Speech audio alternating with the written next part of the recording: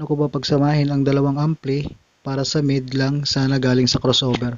So ito idol ang purpose ng ating mga line out sa ating amplifier. Line out or sub out. Magli-link tayo dito sa ating unang amplifier papunta rito sa ating pangalawa. So kung halimbawa mga idol, yung gamit nyo ay crossover So galing sa output ng inyong crossover na pang mid high, so input nyo rito sa audio selector ng ating amplifier. Ito selector A or selector B.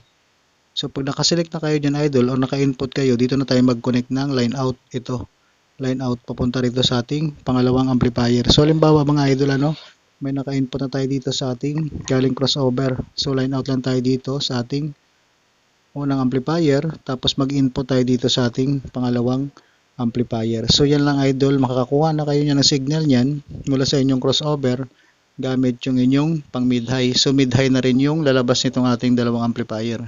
Wala namang line out ang inyong mga amplifier idol pwede na tayo gumamit dyan ng audio distributor. So katulad nito idol.